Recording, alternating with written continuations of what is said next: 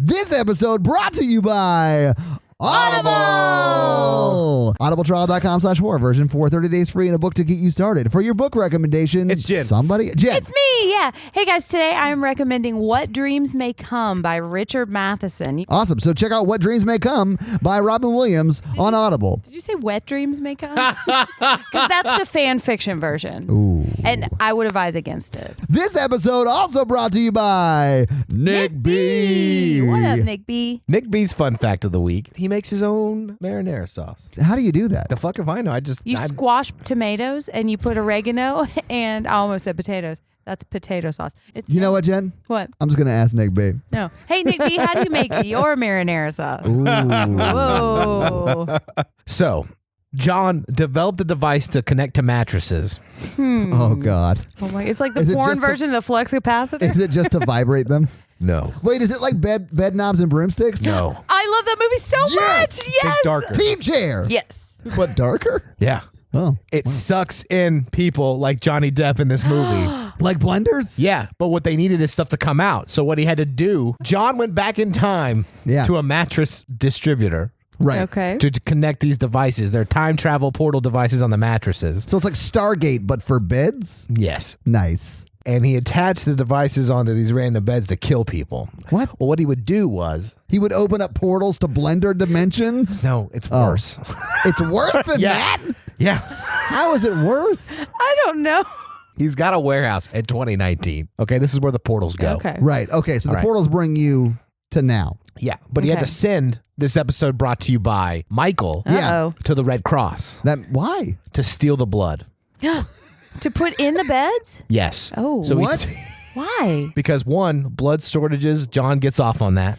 Oh, yeah. He's super into it. That's Yeah. really. And two, when those young people get sucked into their mattresses, something has to come out from the future. Oh, so it doesn't kill them. He's just planting the blood there so it looks like they've been killed. It's a bloodbed booby trap? It is. It's a bloodbed booby trap. It's a bloodbed booby trap diversion. Oh. Yeah. Where do the people go? I'm glad you asked. He has them in a warehouse. They're making iPhones. What? John owns Foxconn? It's a subsidiary. Oh, that makes sense. Subsidiary? Subsidiary. Yeah, he owns Johnco. Johnco. Subsidiary. It's an evil corporation that he's using to make money to do nefarious plans. It's a part of the Shineheart Wig Corporation. Yeah. So Michael had to go. Michael had to go to the Red Cross, and he stole all the good blood. Cody Roy. This episode brought to you by Cody Roy. Cody Roy is one of his jobs. And this Bronco has the time continuum monitor. It's called a flux capacitor. Yeah. He's not time traveling. He's got the wave monitor of the changes in the timeline. Okay. So he was like, "Oh fuck, something happened. These people are disappearing from the 80s." So is he like Rhonda out in Tremors, just watching with a bunch of clocks? Yeah, he's got shit to do. Yeah. Yeah. Exactly. Yeah. So he has Yeah, Jen, keep up. he lights his Roman candle, the special Roman candle that calls him. This episode brought to you by Matthew. Right. So Matthew parasails down on his umbrella. So anyway, Matthew's like, "Fuck, I got to go back in time." He does. He goes back in time and he sends Cody Roy to find out where these kids are, but they don't find them. But no, because they've been taken to the future, They've right? been taken to the future To make iPhones. Yeah. See, I pay attention, Jen. John gets away with it this week. What? Yeah. It's a ... to be continued? Yeah. It's almost like Mikey ran out of brain juice. No. I have a question. Yeah. If Matthew is back in time, how did he get there? The umbrella travels through time. You're breaking your own rules, Mikey. It's established that the umbrella travels through time. We've already established that in previous episodes. I don't think we have. Oh, no, fuck, we have. Yeah. You're right. Holy shit. The potatoes. And the great potato caper. That's right. Yeah. Okay. Stay tuned next week. Honestly, I really just want to see if Mikey remembers where they are when next we record. Because it's 2 weeks from now. This episode also brought to you by Rebecca. Hey, Rebecca. Hey, Rebecca. Who How wants you eye doing? contact? It's always me. But it's I like to offer. Oh, okay. Yeah, you That's do. how that's part of his process, Todd. It So is. Christmas is coming up. Oh, it is. Hey, Rebecca. Hey, Rebecca? Rebecca. Hey, Rebecca. Hey, Rebecca. I love how we fucking shit on each other whenever we misspeak. It rarely makes the episode, but it makes my day. We just twirl our mustaches and like jump on. It's fun. Hey, Rebecca, can I take a picture of you? No. So Santa knows what I want for Christmas? What? Ooh. No. I like it. I like it. I mean, I did like that you asked for consent. Yeah. And if you're looking for a great Christmas gift, check out Oh, yeah. Straight On Tell Disney on Yes. Etsy and get yourself some Disney ears so your kids don't get some Disney tears. This episode also brought to you by Carl. Did Carl write anything delightful on any walls? Carl used to write Halloween puns during the month of October. I request that Carl writes Thanksgiving puns now. Oh, I would love to see Carl write some Thanksgiving I challenge puns. you, Carl. Yeah, do it. So Carl also teaches local youths how to play guitar. And if you want to watch Carl play video games, check out twitch.tv/CarlosMOL. Yeah, and join the Facebook group because if he is writing turkey puns, then that's That's where where they're you'll gonna see be. him. Yeah. Should we bring in the theme music? Actually, I think we should all go to sleep and then the theme music will come. Oh, yeah. is. The theme music is going to meet us here in exactly 20 minutes. Yeah, we just got to go to sleep. All right. Yeah. Is everybody And we ready? have to do conservatively 4 hours of work Exactly. in 10 minutes and then set our timer We're on for 10 meth, minutes. okay? Yeah. All right, you guys ready?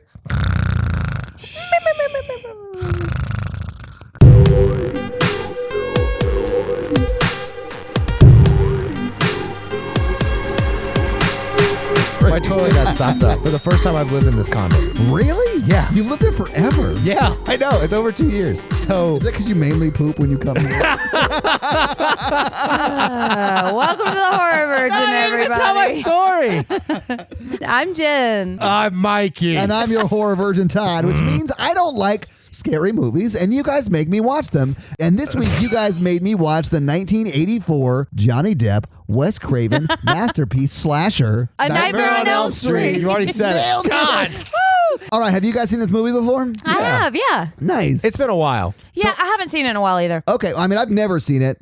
It's obviously very, very old. When do you think you first saw it? I don't remember the first time I saw this. So, Mikey, do you know when you first saw this movie? No, like when I was like a kid or something. Oh, okay. So it's like one of those you've grown up with. Yeah, I don't remember the first time I watched it. It must have been probably when I was in college, I think. Oh, wow. Okay. Yeah. That's pretty late. I mean, since it's been out yeah. pretty much your entire life. Well, Right. it was probably middle school or high school, but I remember the I've seen the sequels a lot more. Okay. Because they're dumber and like sillier and goofier. I've heard that about a lot of movie franchises. Like they get more and more silly the more and more they go on. Yeah, like Fast and the Furious. Family. I just wrote a Fast and Furious script. Uh-huh. I got the first 30 pages We right forgot there. the part where they drive out of an airplane or something. God. All right, so what did you guys think about it when you first saw it? Like, was it a movie you've liked and you wanted to go back and watch again, or is I it like one don't- you saw and you forgot about? I don't remember. Yeah. You forgot about it. It's one of those that like it's a classic slasher and I love slashers and I remember thinking it was a little silly the first time I watched it and that I liked like Jason more. But I It is liked silly. Like Jason's a little tongue in cheek. You mean Freddy? Shit. Yeah, it is a little silly. Like Freddy's a little tongue in cheek. Or tongue and phone. Ooh, gross.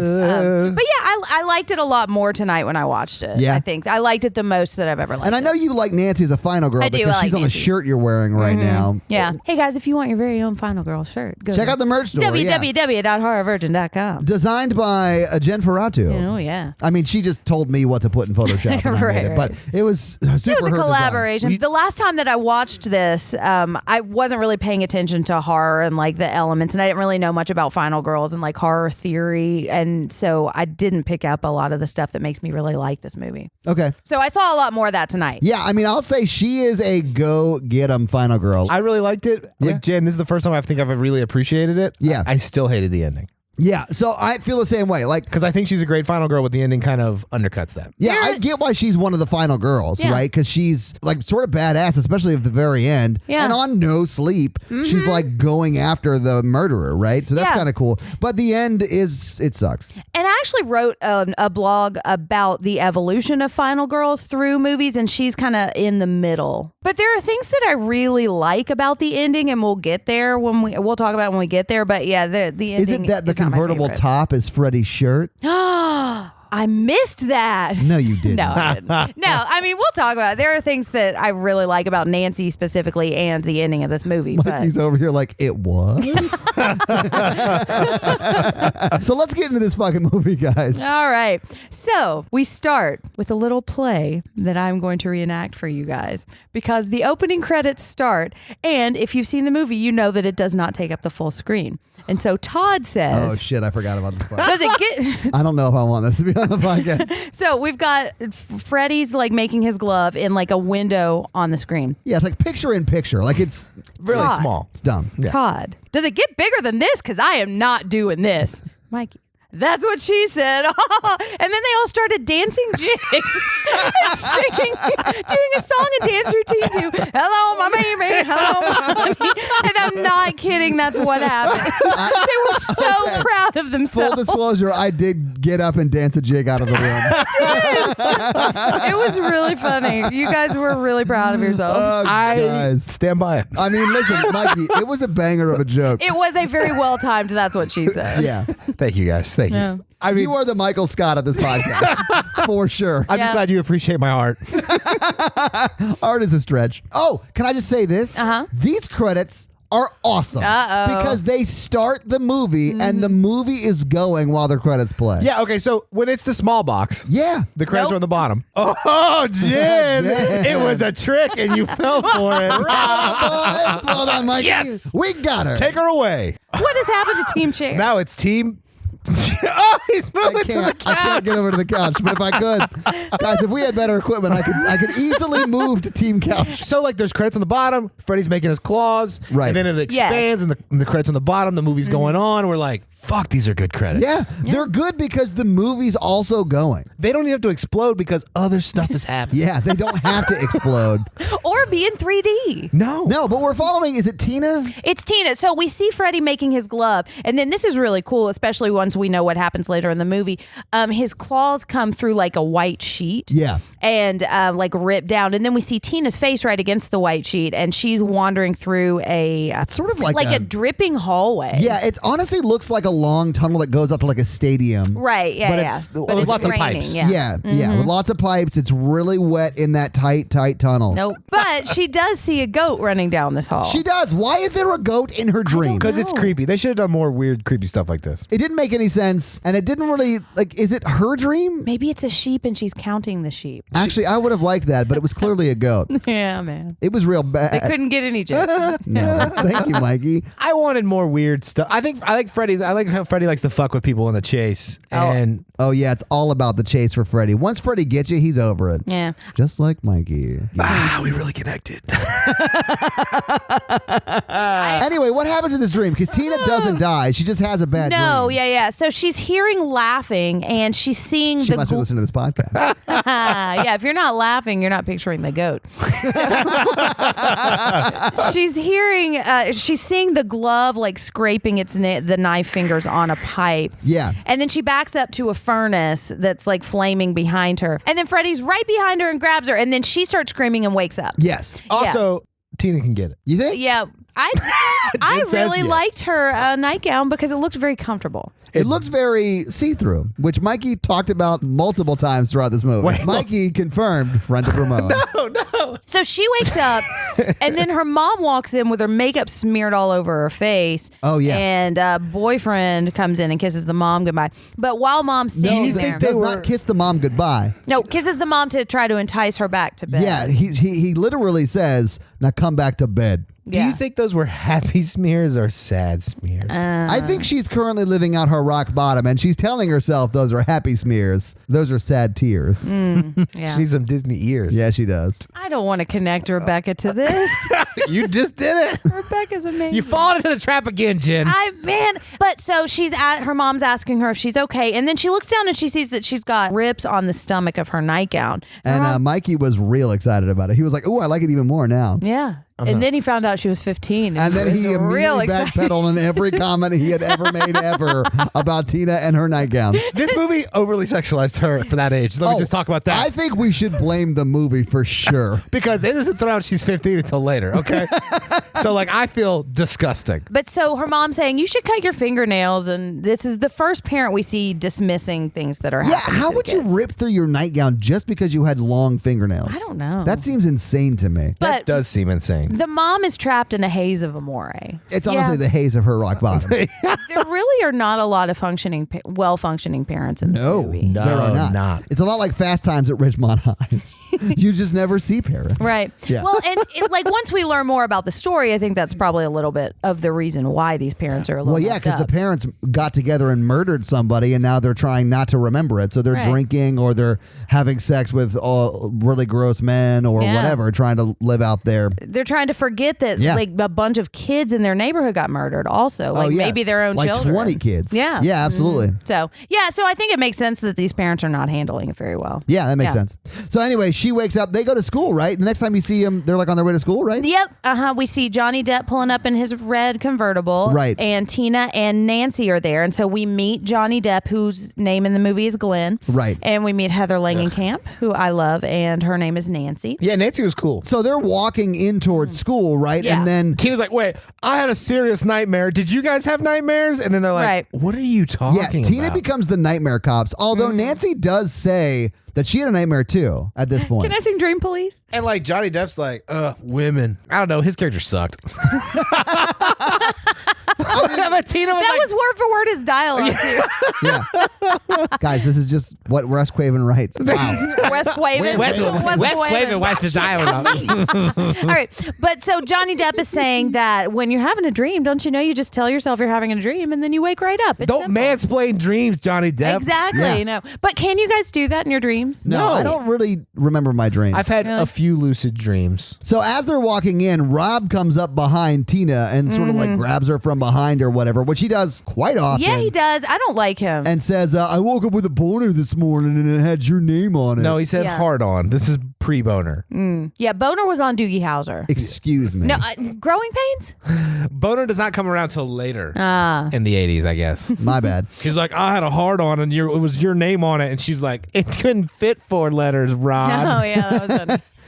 Yeah, this whole scene kind of reminded me a lot of Scream, too. There are a lot of things in this movie that reminds me of I Scream. think Scream does it much better. And I think realize so, they're both too. Wes Craven, but I think 30 it's years of practice, but that's fine. that's true. But there's a scene where they're walking down the sidewalk and Matthew Lillard comes up and grabs Rose McGowan from behind. But Matthew Lillard can pull it off. This Rob guy is just like, I think his name's Rod, actually. This Rod guy is just a less likable version of Stu. Yeah. You know? Yeah, he's just dressed in like a black leather jacket. Looks like a big... He's very like 80s Stephen Greaser, King bully yeah. looking. He's even got a switchblade, I think. Yeah. yeah. Yeah, he does, because that's why he's getting arrested for this murder. He and Tina are in a fight, so she doesn't want to talk. But they to him. never explains what they're in a fight about. No, they Not don't. really. Also- but I don't care. It's a high Right. school fight. Who gives a fuck? Yeah. Yeah. I mean, although if my girlfriend in high school had admitted to everyone that I had a small penis, I would be hurt and probably be a little mad. I would. I'd be like, see, someone's seen it. Yeah, she would know. You can take her word for it. Ladies. Oh, and this is when Rob runs into the school, and now it's just the 3 of them, the 2 Yeah. girls and Johnny Depp. And Johnny Depp kisses Nancy, his girlfriend, goodbye, and he runs in. And Tina's like, wait, did you have a dream? And he's like already in the school. He's gone. And like Nancy's like, he can't hear you. Yeah. Right. Do you not know how ears work? But even our ears, Nancy. Yeah, it's insane. But so the next thing that happens, so now they're at Tina's house, and her mom has just decided to go out of town for 2 days. To Vegas. Yeah. Oh, Well, with the did they say boyfriend, that? yeah. She's like split town, yeah. And so Nancy and Glenn are spending the night to keep Tina company because she's been having these nightmares and she's scared. And Glenn has this sound effects tape that he's going to use to call his parents and make them think that he's not shacking up at some girl's house. Because his cousin lives by the airport, so he like plays airport sound effects and calls his mom. Yeah. And it goes great for like 10 seconds, and then Right. shit hits the fan with like a car crash. And, like a Police motorcycle. siren. There's a machine gun and an explosion. Right, It's right. hilarious. He's like, I'm calling the police. It is pretty funny. Yeah. But you got to preview your sound effects. Yeah, you got to cue those up. That's You gotta parent make lying sure- call yeah. 101. Yeah. Come on, Johnny Depp. But this was his first movie, so. This is his very first movie. Yeah, he was introducing Wow. Johnny Depp in the credits. It reminded me of the Talk Boy from Home Alone 2, but whatever, man. You know what I'm talking about? Yeah. Yeah. So anyway, Johnny Depp is like, cool. 2 hot chicks one little me. Yeah. I'm gonna find One myself. cassette of sound Yeah, effects. listen, we're gonna. It's about to get weird. It's gonna get sweet threesome amore time, and then they hear something outside. You see his hopes dash in the next 5 minutes. Yeah. He goes from about to have sex with two attractive high schoolers, and he's in high school, that's appropriate. He goes from that to getting a knife pulled on him in like 30 seconds. But before that happens, they're talking about how they've dreamed about the same person. Right. And Except Johnny Depp has it. It's the two girls. Well, Talking but about the knife fingers. They're talking about it, and his head goes "Rrr," when he hears that she's. So I think it implies that maybe he has. He doesn't confirm it, but I got that feeling too. But well, you don't want to bring the mood down. No. If you're trying to hook up. Yeah, he's like, guys, let's not talk about that. Let's talk about nightmares. Sweet, Let's talk about sweet man meat. Don't talk about his sweater. Talk about my sweater. Now, this part of the scene, you do see a person walk by the door in the back. Yeah, it's Rob or Rod or it's It's scary. Yeah. So now Johnny Depp, like Todd was saying, is going out and he's gonna punch some ugly lights out, whoever you are. Oh my God. And like, listen, Johnny Depp is probably 5'8" and weighs about 110 pounds in this movie. Yeah, he has He's not gonna 21 punch Jump Street yet. anybody out. No, he's not. No. But he's wandering around calling for the cat too, and then surprise, it's Rob, and he jumps out and scares another person in this movie. Well, Johnny, he tackles Johnny Depp. Yeah, not cool. And he's got a switchblade. And so Well, he's no, he doesn't pull the switchblade until Johnny's like, I mean, they're all joking around, and then Johnny makes a joke at Rob's expense, and then Rob goes from ha ha ha to about to stab him. yeah, he pulls the switchblade on him pretty It's quick. insane. well, and we get the sense that Rod is not really in this friend group. Rod is just hooking Banging up with Tina. That's not true, though, Exactly. because they have a picture of all of them together That's true. that she looks at Maybe later on. I don't know. I think that was a hallucination. I don't know. I don't like Rod.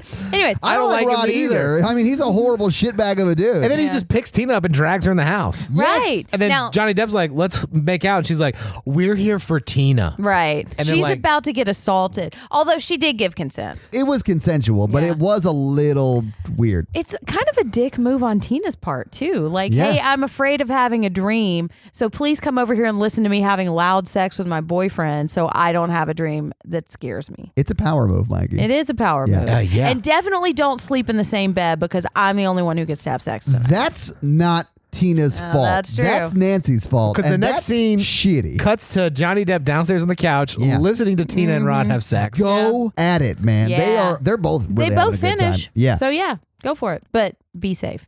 And make a tape. Make a cassette tape. This it was it was the 80s, Yeah. guys. This was the inspiration for the Sex Sounds podcast.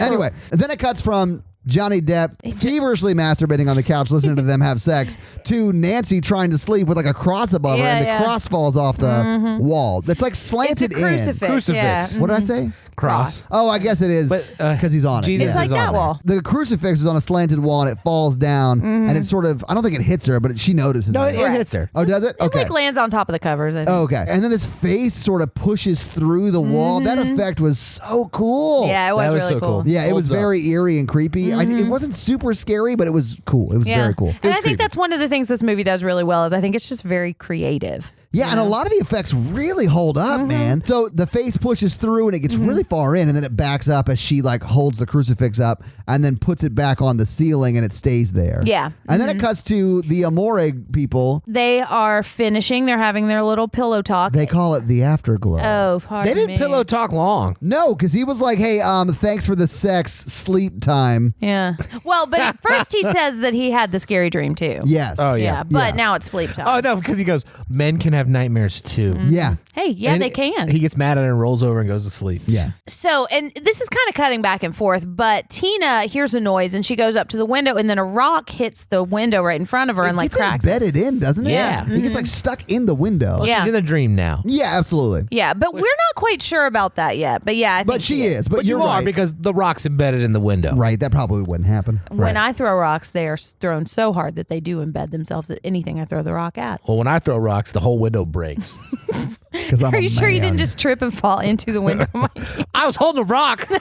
I am the rock. So she does what you would do when you hear a strange noise at night. She goes out into the alley without pants or shoes on. Okay, we got to stop here. We have to talk about this. Every person doesn't wear shoes in this whole movie. Yeah, this whole movie is just Nancy learning the power of shoes. Yeah. Yeah. Because when she finally fights him, She's wearing shoes. Like cow shoes. Yeah. Too. Yeah. She could have really killed him with sneakers. Oh, man. Imagine what she could have done with golf cleats. Oh, that's the sequel. And What? that's the third one. Oh, my God. gosh. It's the Soul trilogy. Soul with the dollar sign. Yeah. Well, she goes outside. It doesn't just like go in the backyard. She's like walking down an alleyway barefoot. Right. This is a dream. It is a dream, But yeah. it is ridiculous, Mikey. Yeah. But she's walking down an alley and she sees Freddy, and this is the first time we've seen him. He's got like really burned face, and he's got a red and green striped And sweater. he's doing his best Creed arms wide open impression. Yes, he is. He's got like big arms. So he's arms wide opening down the alley. His arms wide open. Oh my God, I'm in a nightmare.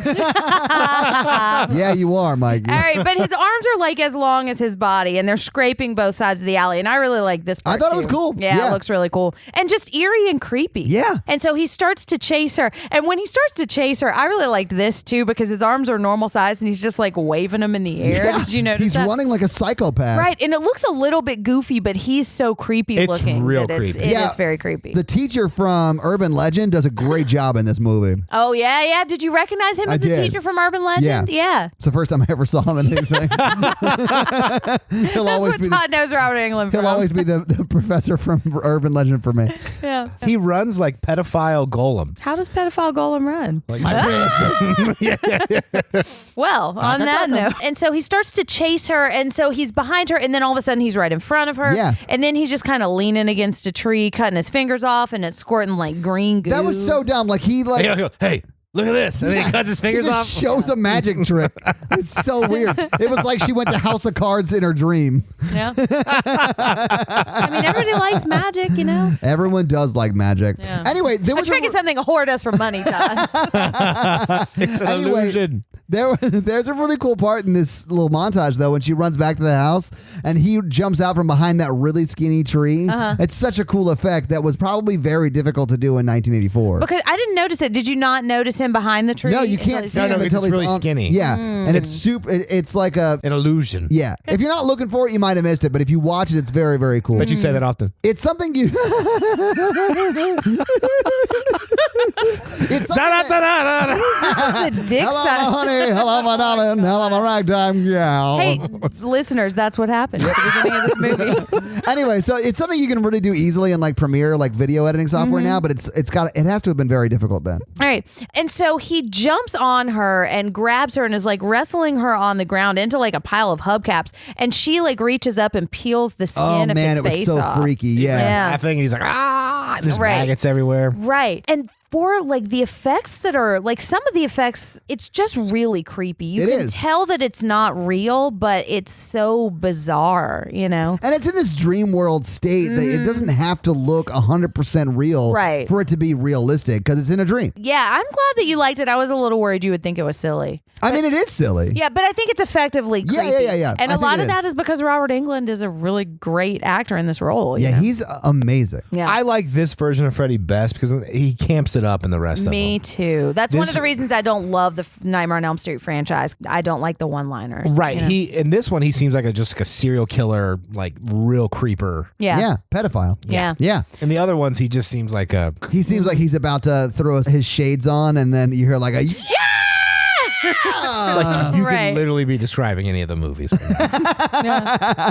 the first one. Okay, and so then Tina starts to scream and like roll around in the bed, and Rod wakes up and it's like, what the fuck is going on? And then you see her skin get split open with those 4 claws, just like her nightgown got split open. I mean, the next razor day. blades, yeah. Yeah. And then she like lifts up in the air and she's like wrestling Man, with an it is- invisible person. Yeah, it's really impressive. It is. It holds And- up. And then she like swings around and knocks Rob in the head with her head. Yeah. And then she gets thrown into the corner and she like inches up the wall, like blood all over her, and she's screaming, and we can't see anything but her, and it's really terrifying. This scene is done so well. I mean, because they're spinning the room clearly. It's so cool. Yeah, Yeah. it's awesome. And she's like at the over the bed and like reaching for him, and then she just falls on the bed and then bounces onto the floor and she's dead. And he gets splashed with blood. yeah. This is my second favorite death in in any horror movie. Wow. Really? Yeah. In any horror It's a movie? pretty good death, though. It is. And it's so creative, you know? Yeah, and I bet it was very, very visually amazing, especially in 84. It's still amazing now. Because it still looks good. Yeah. They had the door locked. And so Nancy's outside. She's like, what is going on in there? And then Johnny Depp breaks the door down. Yeah, which I'm surprised about because he is a small About fella. $1.25. Nancy loosened it for him first. That's We what just it couldn't was. see it because it was on the other side of the door. That's what That it makes was. sense. So she gets in there, bloody mess in the corner. That's Tina. And then Rod has jumped out the window. Yes. There's a rod-shaped hole in the wall. Yeah. But I mean, he that's what I does would have do. a knife.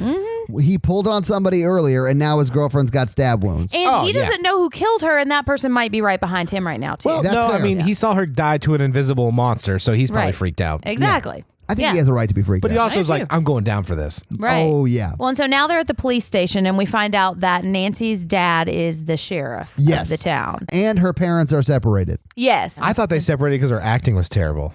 I don't think she's that bad. I do. So her dad is justifiably upset that she was spending the night with two boys in a house when she Yeah. was 15, with no parents also. And what was the mom thinking, agreeing for that? And so the dad is saying, well, we know who killed her. It was Rod Lane. He's the murderer. And the mom's like, well, maybe you don't think murder is serious. And then Nancy's telling them that they were always fighting, and she doesn't think that it was Rod, it was somebody else, and that she believes that Rod isn't the one who did it. Yeah, they were always fighting, but they didn't fight this seriously. Right, right. And then her dad's like, I took a statement from Johnny Depp, and he said he pulled a switchblade on him that night. Yeah. Oh, that did happen, but they didn't have a serious fight. Right. But she's also saying Tina was afraid this was going to happen because she told me that she'd had a nightmare the night before, too. Which makes me just think that she was just afraid of him.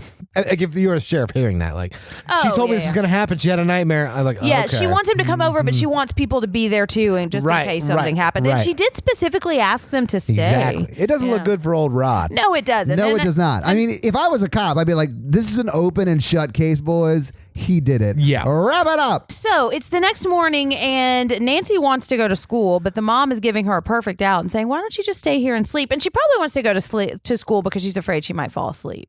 Sure. She just hangs Right. around her house. And she's all day. been having bad dreams. Like at this point, I don't think they know.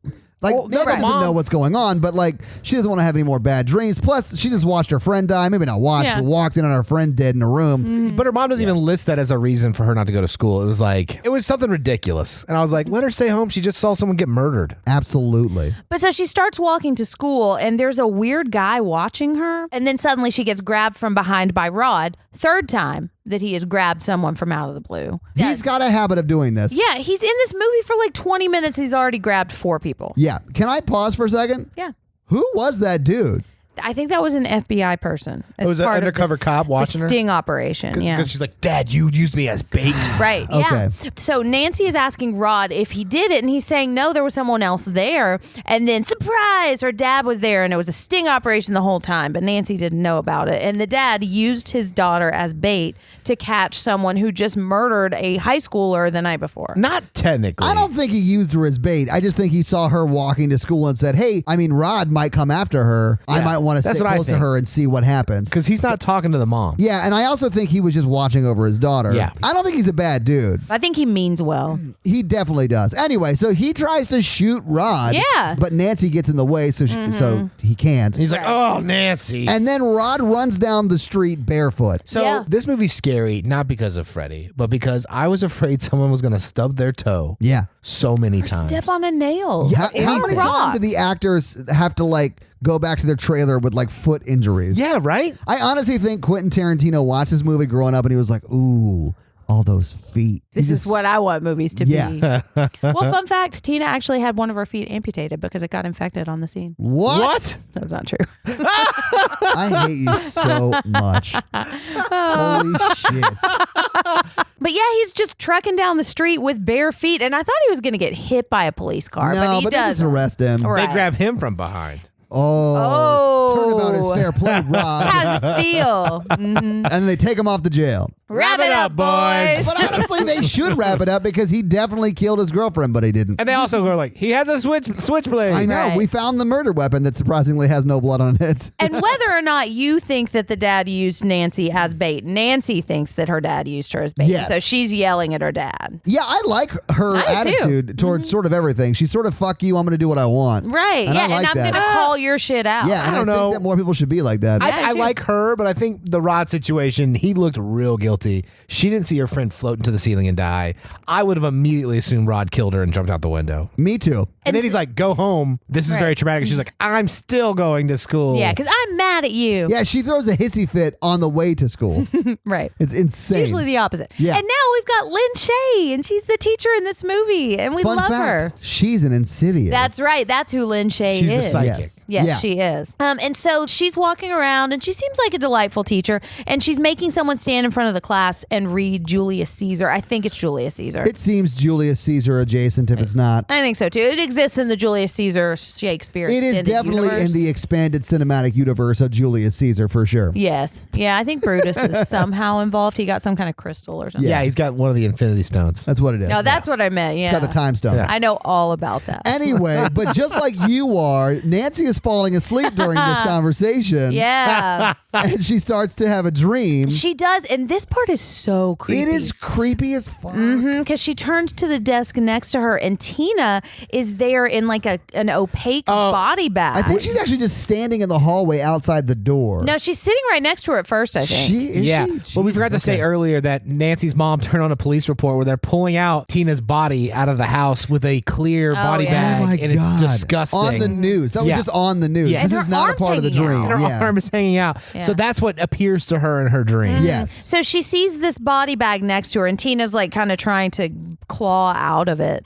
And then she sees a pool of blood in the hallway. That's right. And That's what then it is. she goes to investigate. I like this part because if the other kids in the classroom, when she falls asleep, they don't move at all. Oh, in yeah? In the background of that scene, it's really creepy. Well, and I think the guy who's at the front of the room reading starts to like He's say, still reading, but he's reading it in more of an ominous and creepy tone. Yeah. Mm-hmm. And he's talking about dreams. They're talking about something about dreams. But she walks out of the hallway where that bloodstain is, Mm-hmm. and then she sees Tina on the ground, and her legs just lift up, and she starts to get dragged by nothing. and it's really cool. It is very impressive. Mm-hmm. Yeah. Yeah. And then, so she's chasing after her and running around a corner, and she runs smack into Pigtail's hall monitor. Who is also wearing Freddy's sweater. She is. And I love when she says, fuck your hall pass. And I don't know if she actually says, fuck your I hall think it's pass. screw your but- hall pass or something yeah. like that, but yeah. Yeah. But high school me would have been like, oh, no, I'm sorry. I'm so sorry. I don't have a hall pass. But not Nancy. So she says, screw your hall pass. And then she starts to run again. And we turn around and we see hall monitor Patsy or whatever. And now she's got, The Freddy glove. yeah. And she's saying, And the "Hi, hat, I Nancy." think. I think so too. Or no, maybe it's just blood on her face. It's It blood was on her face. something Yeah, it's else creepy. I don't think it was the hat. I liked it though. I thought it was cool. Yeah, fine. All right, so now she starts to follow the blood trail, and there's like a giant blood trail that she's following. Yeah, and she's following it down the halls. She's only making right-hand turns because it's a well-known fact that bodies can only make right-hand turns. Right. So she's following it down and then goes down some stairs, I think, right? down into like the a boiler the room. boiler room. Yeah. And so while she's down in the boiler room, she sees Freddy from off in the distance, and she sees that her face is all burned. And I think this is the clearest image we get of him so far. And he like lifts his chest up and cuts it open with his knife You fingers. see those maggots? Yeah, and like that green bloody Hate it. goo. Yeah. And then we get some bopping 80s music, and he starts to chase her. And I really like the music in this movie. Yeah. It gets fun. And so he's waving his knife glove around, and he's scraping it all over the rail, and he's trying to give me a migraine with those sounds. And then she backs up into a corner, and she's trapped, and he's just slowly coming, like doing his little finger dance, walking towards her. Because He's really enjoying that he's into the chase, chase, man. yeah. He loves the Just chase. like Mikey. Yeah. So just like Mikey, she They- disappears right in front of his eyes. Just like with Mikey, she burned herself to wake up and get away from him. Yeah, so she slams her hand on a hot pipe, or her arm on a hot pipe, and the Yeah, burn she is what did. wakes her up. Yeah.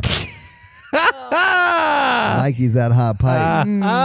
I'm not signing off for Then that she too. disappears. Is she the one who disappears, Mikey? Well, one of us does. And then she wakes up screaming. Screaming in the classroom. And yeah. then Miss Insidious comes back and she's like, oh my God, are you okay? Yeah. It's okay. You're awake now. You 12 hours ago witnessed your friend die Yeah. terribly. She's the only adult that has any sort of humanity. Compassion at Why all. were you even Exactly. at school? Yeah. So she sends her home. And so now Nancy goes outside, and she's really upset, and she's crying, but she notices that her arm is burned. Yeah. Yes. And now suddenly she's gained access to the police station and is just interviewing a suspect. Yeah, she is interrogating Rod right That scene now. was cut. Yeah. Yeah, well, I mean, when your dad's the chief of police, I guess she should not be there interviewing a suspect. No. Yeah, she's 15. Yeah. And he shouldn't be left alone because he's a juvenile suspect. Yeah.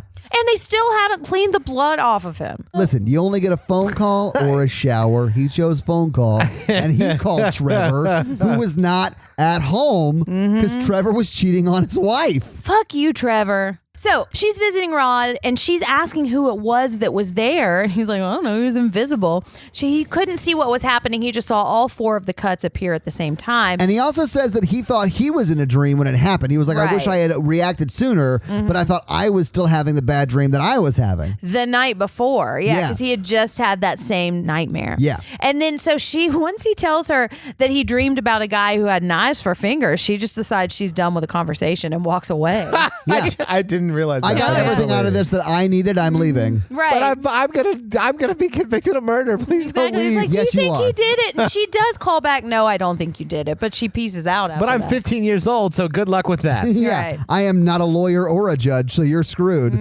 Do me a favor, don't hang yourself. Bye. Yeah. And so now she's relaxing at home in a bathtub. And Oh, she's got one of yeah. those bath pillows that I used to have. I've never seen one of those before in never my not? life. seen one of yeah. Oh, I had one of those. So she's just getting her steam on in this hot bath, having a little self-amore time. She is relaxing. And Hey, whatever she self-care, does to yeah, relax yeah. is her Listen, business. I'm not saying that she's touching anything, but Freddy's reaching for it at least. Yes, he is, because she starts to kind of drift off in the bathtub, and we see, and this is an iconic shot. Yes. We see his claws coming up out of the water in between her legs, and it's very sexual. Her It legs are is. very spread for a bathtub. They are. Yeah, I mean, she's by herself. She just wants to get Yeah, I mean, comfortable. I don't do this in the bathtub. You're not Mikey. taking baths right then. Mikey, you definitely should. I'm a wide dude. You gotta get all in them nooks and crannies. Well, I'm just saying, like, You gotta get the Epsom salts in there. I need a big tub. I'm a big boy. Yeah, you are, Mikey. I appreciate it. So his claw hand starts to come up in between her legs, and Yeah, it does. then tries to reach over onto her stomach. It's almost a come hither motion. Yeah. Some might say.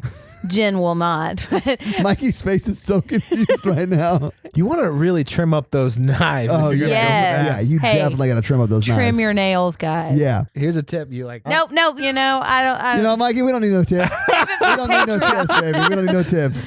But she So- starts to wake up. Because the mom knocks on the door and is Yes. like, Nancy, don't fall asleep in the bathtub. Right, because that's you'll what she drown. says. Yeah. Don't lock the door if you're taking a bath either. But what? But as she stands up, or as she wakes up, the hand gets pulled back into the It tub. does, yeah. And so she doesn't see it, yeah. And her Right. mom, my mom used to tell me all the time, don't fall asleep in the bathtub because you'll drown. Okay, so mom goes away, And she gets back to self-amore. meaning she falls asleep, My which bad. sometimes Yeah. is just the best pleasure of all. Anyway, so she falls asleep again, and then she gets dragged down underneath into the bathtub. Yeah, it's really impressive. This shot is very, very cool. It's very cool. Because we see her underwater and we don't exactly see what's grabbing her, but we keep seeing her hands reaching up and trying to pull herself back out. And she's screaming, and her mom's hearing and trying to come in and coat hanger open the door. And then Nancy somehow gets out and just steps out. Yeah. Just right when the mom opens the door. Well, by the time the mom opens the door, she's out of the tub. She has a towel around herself. Right. Yeah. Yeah. And then the mom gets her a bathrobe, and she's like, I'm so sorry. I just slipped and whatever. Right. She completely downplays it, which I'm not quite sure why she does, but I think know. it's just because she was in this dream state. Maybe she was half asleep, half awake. and- Right. And your mom's terrible. yeah. She is an alcoholic. She has alcohol stashed throughout the entire house. Yeah. Yeah, and she's the only adult. Just put it in a cabinet. Yeah. But at this point in the movie, this is a normal mom thing that she's doing. She's checking on her daughter. It I seems think like so she too, might yeah. be making dinner. Right, but Nancy doesn't trust her because her parents are separated. Her Right. mom's an alcoholic and is doing really weird stuff. And we haven't seen a whole lot of evidence of that up at this point. But yeah, I think we're starting to. In context, notice. it makes sense. Right. All right, so now she's watching TV and reading at the same time, which takes a lot of effort. Mikey was very upset He about was. that. He was like, are you a monster? How can you do this? It's impossible. But later in the movie, Johnny Depp is listening to music while he's watching TV. Yeah. Why would you ever do that? I don't know. Watch MTV. Back then, they showed music. It was both at the same time. Exactly. It's the 80s version of second screening. So now she's kind of drifting off, but Glenn comes through her window right now. And this reminded me a lot of Scream also. So Glenn is there and he's being real like jerky. Barefooted. Okay. He's barefooted. He's like, barefoot. Yeah. I just climbed up this rose trellis barefooted. It's Let insane. me in. Yeah, you know Nancy. how hard it is to stand on a rose trail barefoot? So I go, his feet have to be disgusting. So he sits in the And chair bleeding. and he crosses his feet. They're disgusting. Yeah, they are disgusting. Just put shoes on. Put shoes on because she doesn't want your dirty, bloody feet prints. I don't want your dirty, bloody feet prints. Right. I did it for you, Nance. Can't you see? I didn't want you to do this. I footprinted you every day for a year. Oh my God. Things have gone crazy. This is what happens when we don't sleep. I know. We It's never appropriate. would have been able to kill Freddy. Oh my God. It is appropriate that we did this one when we had zero sleep. It really is, yeah. So he's like power footing himself all over her bedroom and then says, hey, I heard you freaked out in English class today. Not, hey, your best friend got murdered like 24 hours ago. Are you upset about it? Also, I was there. Maybe I could be upset about it. Exactly. Yeah. I'm working through things in a very weird way. Yeah. He's just trying to walk his feelings out. Nancy's like, you gotta stand guard for me when I'm asleep. And he's like, I don't know, Nancy. Okay, so she does ask him to stay awake and watch her sleep, and if it looks like she's having a nightmare, wake her up. And he's like, whatever, man. Right. Yeah. Yeah, sure. I'll just sit with my nasty feet on this rocking chair next to your bed. Yeah. So she goes to sleep, and so does he, and she has another dream. And she starts walking outside, no shoes on. And then she walks through the mud. Yeah. And Just straight up a mud puddle, and This she is when walks she walks through. through the glass, too. Yes. Yeah. But before she gets to the glass, I like that she's walking and she's like, Glenn, are you still watching me? And he just like pokes out from behind a tree and says, yeah, I'm still watching you. Go ahead. Which is definitely a dream for her. Like, he's Exactly. still asleep. Because he's not watching her. Yeah. No. So she's walking past a window with broken glass. And then she goes to a window with bars on it. And I couldn't tell what it was at first, but it's the outside window of the cell that Rod is in. And she sees. Well, it says the 5th precinct. It's the jail. Yeah. Yeah, I think I missed that sign. But yeah, so she's at the jail. So this is when Freddy comes into the jail cell and you see him do what Terminator 2 does in 5 years from now. Yeah. I'm not saying that John Connor ripped off this movie, but he ripped off this movie. I think it's Well, he 8 doesn't. years. The bars don't go through him. Terminator does it better. He Well, just kinda- Terminator 2 does everything better. Anyway, So he walks through the bars and then Yes. he looks up at Nancy and then he disappears, right? yeah, and like waves his little And then finger. Nancy starts yelling for Glenn, who's Johnny Depp, right? Right. Yeah. Yeah. And so then we see Tina outside the precinct again. Tina is in the body bag and she has kind of zipped the face open a little bit and she opens her mouth and a centipede crawls out. This Yeah. part made me Todd gag. almost threw up. Literally almost threw That up. was maybe the most nervous I've ever been that you were going to throw I up. thought you were gonna throw up. But- We also because- had some really bad Chinese food before we watched the movie. We did have some bad Yeah. Chinese food. And the eels. It was the eels that Yeah. got me more than the centipede. Right, because but there's a bunch of eels It on cuts the back to ground. Nancy, then it cuts back to her, and it's just eels in a puddle on the ground. Fuck, that was gross. Oh my God. Really gross, yeah.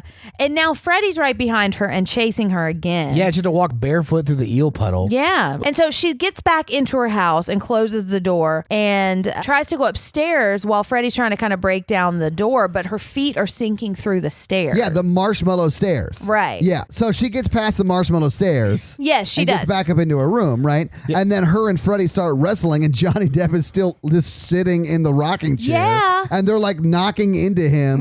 And they eventually do end up sort of like on the floor right there in front of him, like in Right. between his legs. And then the alarm starts to go off, and then she wakes up. The alarm clock. Yes. Yes, sorry.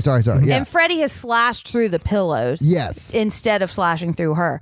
And so she wakes up and immediately gives Glenn a bunch of shit for falling asleep. Yeah, he had one job. Yeah. And he slept through it. And there's a theme in this movie of Nancy asking people for help and them constantly letting her down. Yeah. So now Nancy and Glenn are going to the police station. Yes. Yeah, and they're demanding to see Rod, and because they're high school students, of course, they It's just let him on in. 2 a.m. too. Dude, I love the police officer who's like working the front desk. He's like, man, I took the night shift so I wouldn't have to have a busy. And she's like, let me see him. And he's Exactly. like, what the fuck? Right. His reaction to her is the best acting anyone does in this movie the whole time. My dad's a sheriff. Yeah, absolutely.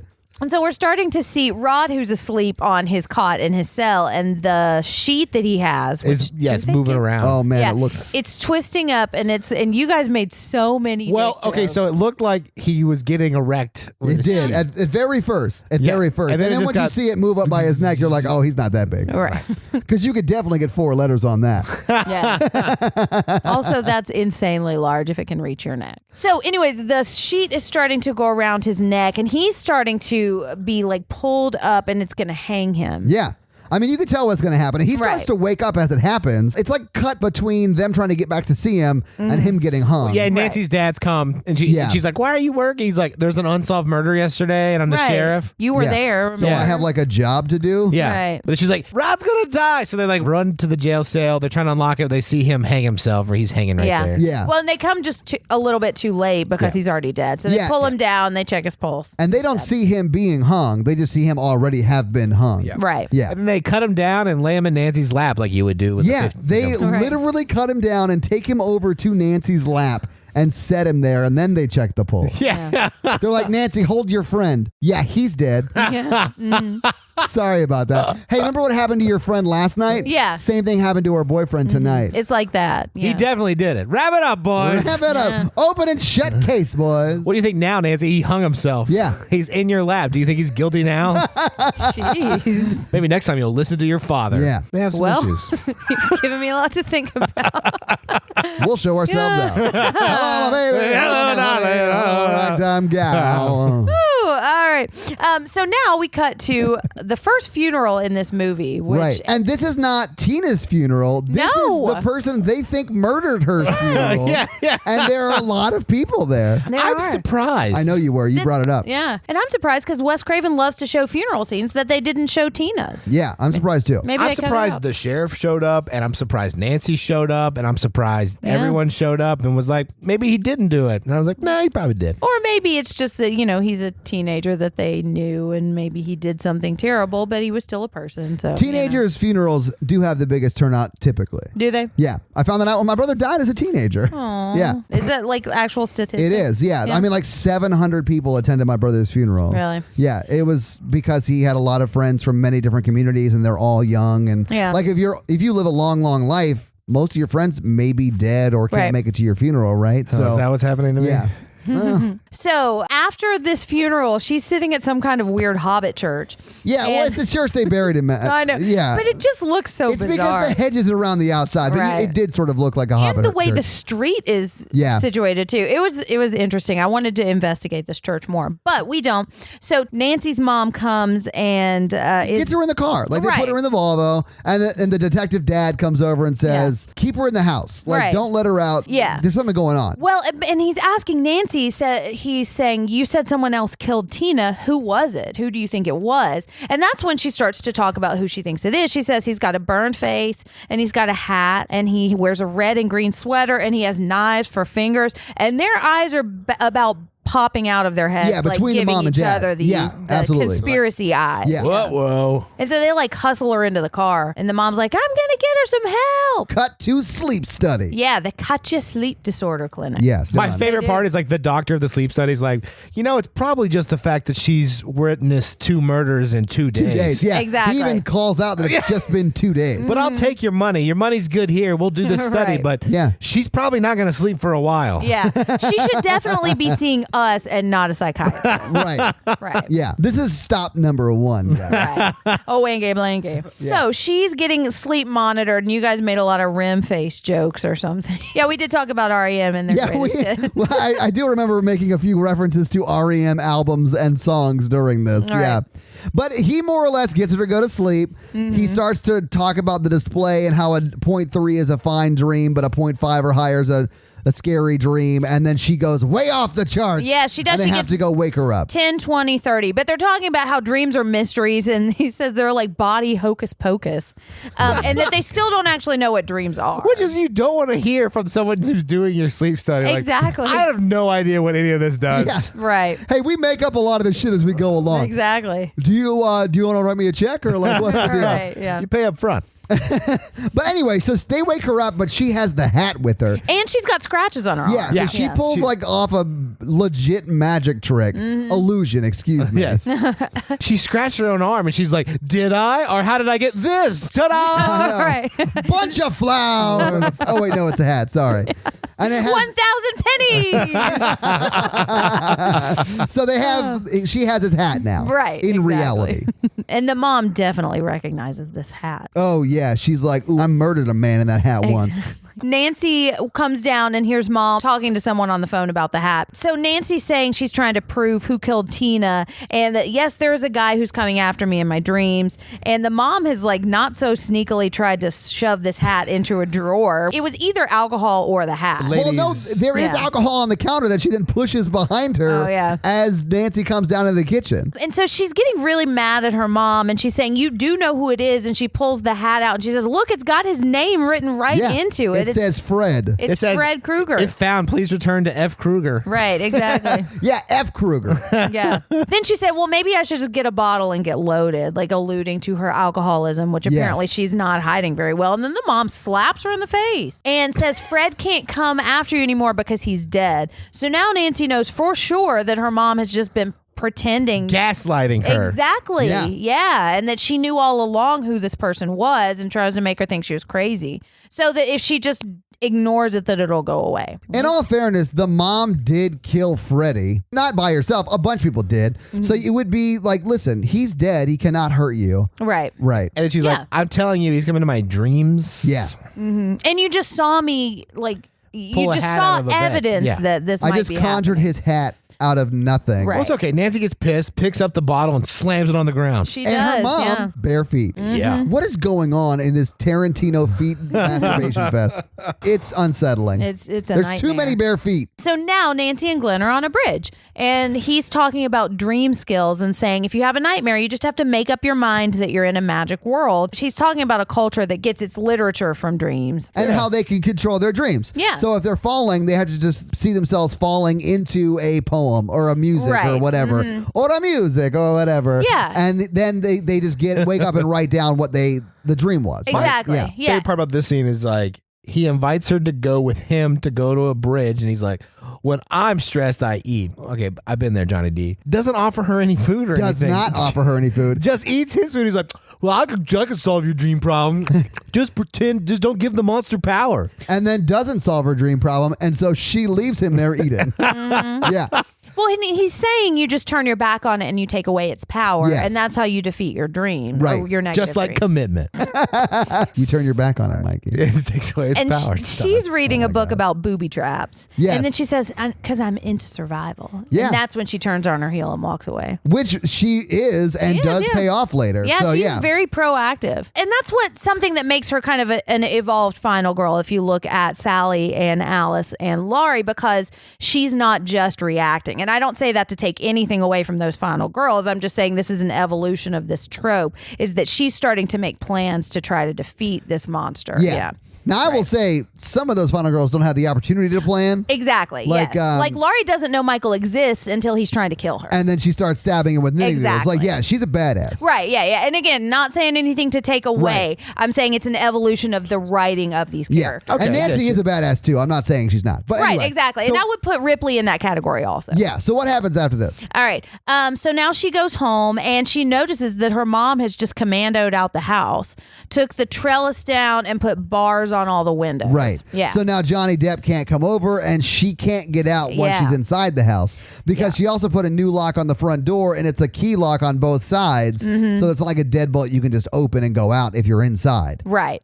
And since the mom did that, she's just been nonstop drinking with another bottle that she found. Yes. Because she's just drunk, swagger, smoking around her house. It looks like Malibu rum. It does. It does, yeah. Or maybe Grey Goose, I think. Oh, maybe Grey Goose. Yeah. So she says, well, come down in the cellar and I'll tell you all about the story. So they go down into the cellar and she has this furnace thing with the door on it. And she's talking about Fred Krueger. And he was a child murderer who killed at least 20 kids in the neighborhood. Which is a lot of kids. That's a shitload of kids. That's not a big neighborhood. It's a lot of kids for these kids not to remember anything about that. So she's telling the story about how they arrested Freddy. They did, yeah. And then he got off on a technicality. He did. And then the town got together and burned him alive. Yes, they tracked him down. They found him in an old boiler room, and that's where he used to take the kids. And that's the bad place that we keep seeing him in. Yeah. And then she's got the knife glove. Yeah. And she shows original. it to Nancy. Yeah. Mm-hmm. And Nancy's like, what the fuck? This thing is real. And now she knows the story. So now Johnny Depp is watching TV and listening to music at the same time. Like a monster. Waiting for Miss Nude USA to come on. Yeah. Well, and to tell his mom all about it. No, it's not real. No. So he's just joking with his mom? Yeah, he was just fucking around. Yeah. And she even calls it out. She's like, listen to you, Mr. Smarty Pants. Mm-hmm. No, she's like, well, how are you going to hear what they say since you listen to music? He's like, why would I care what they say? Exactly. Yeah. And then Nancy calls him, and they're like looking across at each other from across the street and talking on the phone. And she's saying she hasn't slept in 8 days. Yeah. And she needs him to help her. And she's going to bring Freddy out of the dream like she brought his hat out. And she needs Johnny Depp to meet her at midnight. And she's going to try to bring him out of the dream. And then Johnny Depp, I guess, is responsible for like punching his ugly lights out. Well, she said bring a bat or something. She's like, you have something you can use. Right, yeah. But he's not reliable. Also, he's not big. He's got that crutch on his door, though. Yeah, what was that about, man? Anyway, so he played Tiny Tim in the Christmas pageant. That's what it was. So she calls her soon-to-be ex-boyfriend to do something that is requiring him to stay awake again when he has a proven track record of not being able to do that. And he has spaghetti noodle arms. So she leaves him and waits, and then she's Jesse Spanoing, and she's taking some like stay awake pills. Yeah, she's like taking speed. They're like caffeine pills. So now Glenn is asleep, and his mom comes in to check on him. And this is when they have the conversation about Miss Nude America, and who cares what she says? I'm listening to music. I'm not listening he's not reading for the articles. Right. He's looking at the pictures. Absolutely. And she says it's almost midnight, and they have a sweet little mother-son goodbye. And I'm glad that they get to have this because it's the last time they're going to see him. Before he gets bed blendered. Yeah. And so now Nancy and her mom are having another moment, and she's kind of tucking Nancy in because Nancy's fooled her into thinking she is actually going to sleep. This is my favorite part. This is an insane scene. I love it. Because her mom, it's very like Wes Craven Shocker kind of, because the mom takes like 3 giant pitchers of coffee out of her room. But never fear, because Nancy's got a plugged in brewing Mr. Coffee full size on the floor under her nightstand. Yes. And then she doesn't even unplug it and plug it back in. No. She just pulls it out from under her nightstand, sets it on top of her nightstand, and pours herself a piping hot cup of joe. It's hilarious. It really is. And then she walks over to her closet to change clothes, and I expect her to open the door of the closet and to have like this whole like mini coffee bar behind there. It's like a barista, and she's just like, hey, I want some pumpkin cream cold brew. Exactly. Ooh, So good. Oh, I've heard that's a good It's amazing. thing. It's the best. This It is episode brought to you by Starbucks cold brew. Pumpkin I had one today. Did you? Pumpkin Cream Cold Brew. And so she looks out the window and she's seeing Glenn's parents standing out there, and Glenn's dad is just like grimacing Like and staring at her. Mm-hmm. Yeah. And she was changing. So Oh, I forgot about that. She gets a little naked right there, and he's staring at her, which is a creepier element on this. And then the wife's like, don't stare at that. Exactly. You're not supposed to be leering. What are you, a friend of Ramon? Yeah, right? And then she's like, I think she's crazy. I don't want her to see my son again. And the mom's like, no, the mom's just being cautious. Like, she lives there by herself. She just wants to protect her daughter. And kids are getting murdered right now. And so mom is secret drinking now. And Nancy calls Glenn again, and the mom answers. And did you guys ever call a significant other like real late, or know that one was going to be calling, and you like had to lay on top of the phone so that you could answer it immediately so that nobody in your house would hear it ringing? No, what you would do is you would call like a movie phone line, or like to get the weather or whatever, and just sit online with that automated service and wait for the call waiting to come through. So smart. Why did I not do that? Because you're not as smart You as guys are me. a couple years older than me. I had my Nextel phone by the time. also- Nice. Yeah. So she's calling Glenn's mom, and Glenn's mom's like, dude, it's midnight. What are you calling about? And Nancy says, it's super private and very important. So, of course, the mom's going to say, oh, okay, perfect. Here you go. Here's my son. I'm pregnant. That's what she should have said. Yeah. She should have said, I'm pregnant, because then there's no way they're letting Glenn sleep anymore. Johnny Depp is downstairs getting yelled at immediately. But he can't go out and help her if he's locked in his house forever. Yeah, but he's not dead forever. Well, that's true. That she could have saved his life. He would have been wide awake, let me tell you. Oh, yeah. He would not have gotten any sleep that night. Because they haven't had sex yet, too. So we don't know. Now that. there's a mystery to figure out. Oh, I'm on the Who's case. the father? All right. But so anyways, the dad comes up and just hangs up on her and is like, you just got to show these kids who's boss. And then kills his son effectively by taking the phone off the hook. I mean, there's no way he knew that was going to happen. But yeah, he does. He kills I his know, son. but you know he is going to beat himself up over that for probably the rest of his life. Oh, yeah, absolutely. Good. Jeez, Mikey. Nancy tries to call again, He goes, beep, and beep, it beep, beep, beep, beep, beep, because their phone's off the hook, right? And she rips the phone out of the wall. And that's she right. throws it on the bed, wraps it up, throws it on the bed, and then she starts to walk out of the room, and then the phone rings again. Yeah. And then she walks over to the phone, and the phone gives her mouth a lingus. Yeah, he goes, I'm your boyfriend now. So gross. Yeah, and then phone tongues are. Yeah. It is really gross. Talk about phone sex. Oh, gross. Oh. I've been saving that since we watched the movie. Oh, my God. That's hilarious. Hello, This episode brought to you Tip by your that waitress. song. All right. So she tries to go get Glenn, but her mom has locked the door, and her mom's just shit-faced. Yeah, she tries to wake her mom up in the bedroom, right? And your mom's No, shit-faced drunk. her mom is shit-faced drunk on the couch. Yeah. I bet you want the keys, don't you, Nancy? Oh, my God. I got the keys somewhere. I even have them on me. And so then we cut back to Glenn, and we hear the national anthem playing. Because this is when TV stations literally went off the air for like 6 hours Yeah. from midnight till 6. You had the Netflix color bars. wouldn't stream after midnight? Oh, There wow. was no Netflix, Yeah. Mikey. And so we hear the announcer signing off, and then Freddy's arms come up and grab him from around the waist and pull him into a hole in the bed, and his headphones and the TV and anything else that's around him on And the the bed. record player. Yeah. Yeah. Everything he's connected to. And it doesn't turn out well because then we see a gigantic geyser of blood just shooting up to the ceiling. And this is when his mom just decides to come check on him. All right. She sees Blood Faithful shooting out of the bed. This shot's really cool, though. It really is, yeah. You know how they did it? The I've room's got fun upside facts. down. Yeah, the room's upside down, and you never see her in the room. Right. Right. You just see her reaction to the door. And that is how they did it, and they used 500 gallons of fake blood for it. Wow. Yeah. And it's red dyed water. And so all of the cops are there, and this was one of the most disturbing things in the movie because we walk in and they see they're having to put a bucket on the first floor because so much blood is dripping down from the ceiling. And like that's what's left of their son. Yeah. And it really They're is literally disturbing. taking him out in buckets. And we see the dad like get really emotional. They're like, I love how we're laughing about it. I know. get the wet dry back, boys. We got to get this guy to the autopsy room. Well, because they bring a stretcher in, and He's we're going to like, be no, buried no, in no. an aquarium. Yeah, and we see like the Mickey brooms taking out like all the buckets of Johnny Depp blood. Bag him up, boys. Yeah, exactly. All right, but it's not funny. It's terrible. It is horrible. How dare you laugh at that, Mikey? Got him. Nailed Team it. chair. All right. And then he went Oh, my crazy. gosh. about him. They could just make him into a memorial fountain. Dear Mikey, I loved your joke. All right. Dearest Michael. Dearest Mikey, the war is not going well in the north, but your joke is very great. I am struggling here in the war of northern aggression. But your joke has kept me and the compatriots warm on these cold southern nights. Please keep your jokes coming, as we don't have much to look forward to other than racism and horrible sister fights. But we have faith in great General Lee. Welcome to Ken Burns' horror version. All right, let's move on. Fuck it. All right.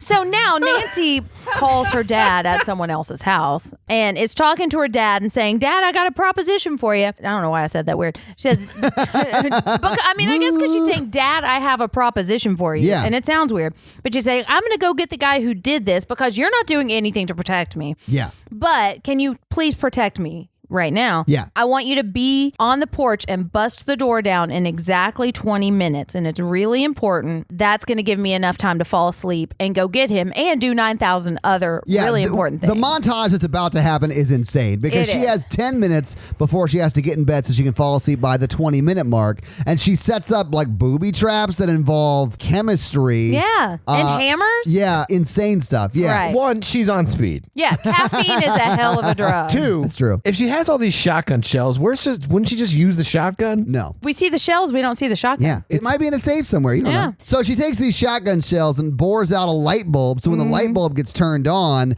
it shoots out the shotgun pellets and the powder explodes. Yeah. When we see that happen, like that actually happens in the movie. Way to go, Nancy. Yeah. Like she's a badass. Well, she was reading that book about booby traps. Yeah, Kevin McAllister's book. Yeah. So she's reading the... Home Alone. She's the diagrams of all the micro machines. Yeah, like absolutely. a crayon map. Yeah. But she also has time to MacGyver out her entire house and have a heart-to-heart with her mom. Oh, yeah. She gets that heart-to-heart with her mom for sure. And her mom decides not to drink because it's such a powerful heart-to-heart. I don't think she decides that that's because her till mom later. is shit-faced. Well, but she takes the bottle and she's about to take another sip and she says sometimes it's time to just turn away from things. And then she doesn't take a sip and puts it down. Well, yeah, because she's already shit-faced and she just wants to go to sleep without pissing herself. The bottle's empty. That's what it is. Oh, she's like, oh, this is empty. Give me another go. But she's also saying sometimes you just have to turn away, which is the same thing that Glenn was saying. Like if you turn away from something, you take its power away. And they say they love each other, which is a good thing that they do. It is. Yeah. So Nancy's now going to her bed and saying her prayers. And then she lays down. And then she's walking down steps. But now she's wearing shoes. Yes. She's put on the shoes. She's decided that shoes were the problem all along. She read the survival book, and chapter 1 was lace up. Chapter 1 is literally just put shoes on, idiot. Right. But I think they're still house slippers. They are, but she's in It's the a house. step up. She's only in the house. This is That's appropriate footwear. But she doesn't put boiler room shoes on when she goes to the boiler room. Do you have separate boiler room shoes? Do you Yes, I not, do. Todd? Oh, well, excuse me. I don't have a boiler. How's that wood paneling house going? Simpletons. Oh, my God. Am I getting boiler shamed? What is this, 1833? Capital. So she's going down into her boiler room shoes. Yes, she Yes, she is. I don't know what that means.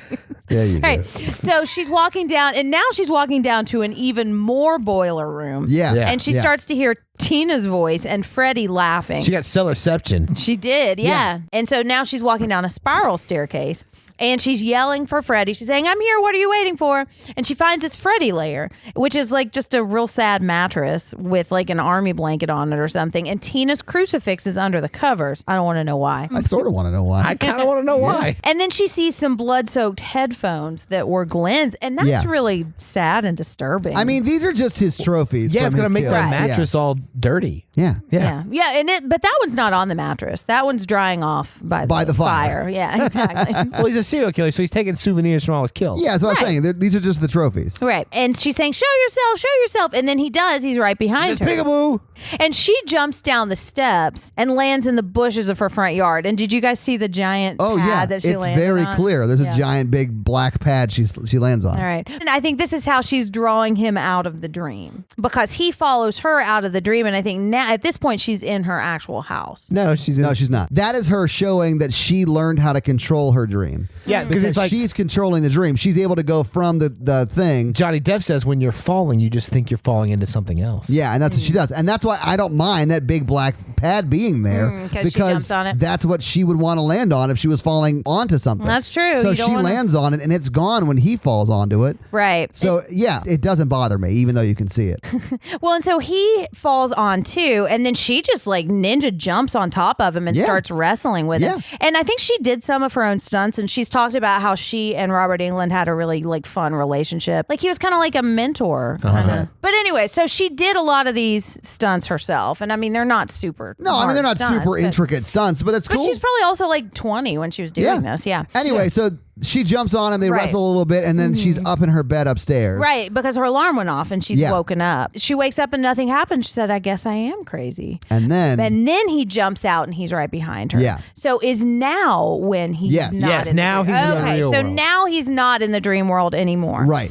And so he's walking through the house and catching all of her booby traps because the hammer gets her right in the stomach. Hammer gets him right in the stomach. Right. Yeah. And then he falls down the steps too. Well, not yet because she locks him in the room That's where right. the hammer's right outside of it, and she goes and like bangs on the doors or opens the window and She's like yelling breaking the to- windows out. Yeah, so she goes and opens the window or breaks out the windows and is yelling at the cops that are across the street at her ex-boyfriend's house. She's on the market, guys, because she's trying to get her dad to come help her because her dad like is just leaving her in a lurch, and she's like, "I got him over here. I need some help. Do your fucking job." And the Right. other cop's like, Huh, that's weird. this is really uncomfortable. Yeah, she's real bossy for a woman. Oh. And Go get someone, you asshat. well, and he does say, maybe I should go tell the lieutenant. He doesn't get someone until she goes downstairs, breaks out the front glass in the door, and then continues to yell. And technically, Freddy goes in front of that window too. Yeah, he Yes. does. Yeah, Yeah. so now they believe. But anyway, he does open the door, the hammer hits him in the stomach, and then he falls down the steps. Right, and it reminded me a little bit of Scream when the killer has roller skates on. Oh, you yeah, know? he's It's definitely got the roller very skates like on. slapsticky fighting. You know? Yeah. And I like it. I don't mind it. I at didn't all. hate it at all. But you can kind of see Wes Craven in the direction Yeah. of both of these movies. Yeah. But as the cops are lollygagging around, Freddy chases her down into the basement. She corners him, sets him on fire, and Yeah. then runs up. And that's when the cops finally make it over. Her Yeah. dad finally decides to take any of this seriously. After she set the bad guy on fire. Exactly. Proving that she doesn't need him to protect her. Right. So they go down into the cellar and and then they come back up and they see flaming footsteps going up the stairs. Yeah, into the mom's room. Right. Yeah, and she's saying, he's after mom. So she goes upstairs and she sees Freddy on fire on top of the mom fighting with her. Yes. And the dad throws a giant blanket on top. And puts them and both puts out. the fire out, Yep. and then they pull the blanket back, and Freddy's gone, but it's the mom who's burned up, Yeah. descending into this blue 80s hell bed. I honestly Dream thought she world, was I going guess. into heaven. Oh, yeah. Because it's not red, it's like blue and white True. and light, and she just like descends into it, Right. and then the bed is magically made again. Yes. And she's like kind of waving. She's like, Yeah. right. And I really wanted the T2 thumbs up right there. but we yeah, didn't get it. man. And it's one of those things where I think like in the 80s, you write it in a script and it sounds really cool and you just don't have the technology to pull it off. And you at the shoot it time. on the day, and you're like, doesn't look great. Exactly. But we're going to go for it because, Yeah. Why we not? spent a lot of money on it. And so Nancy's telling the dad now to go downstairs and she'll be okay. And she turns her back, and Freddy comes up out of the bed. Out of the fitted sheet. And it's really Yeah. cool. And it reminds me a lot of when he did the thing with the wall at the beginning. It's very cool, yeah. And he cuts through the fitted sheet, and he kind of walks out, and she turns her back on him, and she's like, She does. I never loved you, Freddy. I never wrote you every day for a year. This is over. Right. But what she does it's say. not you, it's me, Freddy. Yeah. You've been werewolfed. You've been. Yeah. But what she does say is, I take back every bit of energy I gave you, and you're nothing. And she won't look at him. And she is looking at him when she says She looks at him for that, and then she turns around, and he falls and disintegrates into her butt. And I she- have heard this speech before. Yeah, you have. I take back all the energy I put into you. Yeah. And so she does. She takes her energy back and she puts her hand on the doorknob and he just explodes into 80s glitter. Yeah. Because he doesn't have any power anymore. This is the part of the movie that I really, really like. And I think it's a really empowering I agree. part. I Yeah. like Nancy, yeah. Yeah, Heather Langenkamp has talked about hearing from a lot of people who, like, whatever it was, if they were being bullied, or she said she got a lot of fans who were struggling with their sexuality, and they took a lot of encouragement from that and saying, I'm afraid of you because I'm letting myself be afraid. Yeah. And if I take that power back, then I am in control of my power. Anyone in your life who is abusing you or or emotionally manipulating you or any sort of or bullying Or Yeah. totally gaslighting you.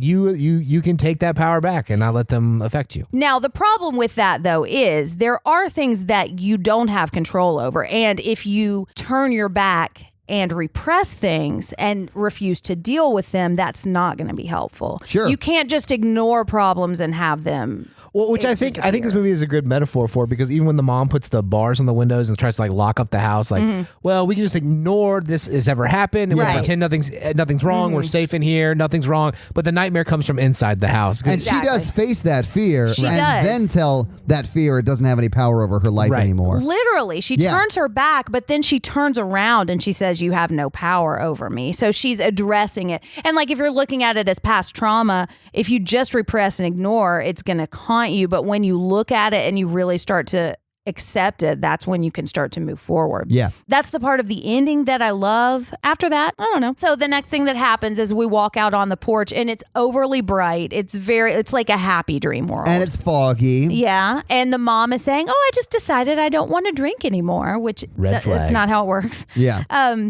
And the friends who were all dead now drive up in Glenn's car with the top down. And so she says goodbye to the mom and she gets in the car. And then we notice that the Freddy top comes up. Exactly. And it's red and green striped. I don't know if you caught that, Mikey.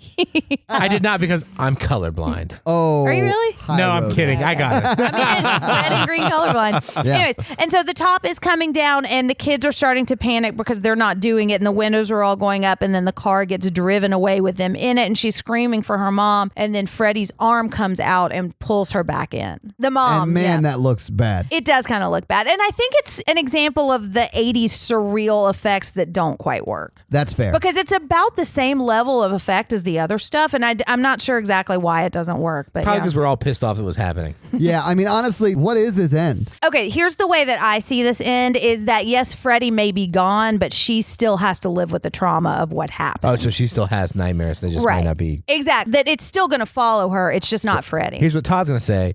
That would be great if the movie showed me that, but that's not what it showed me. Yep.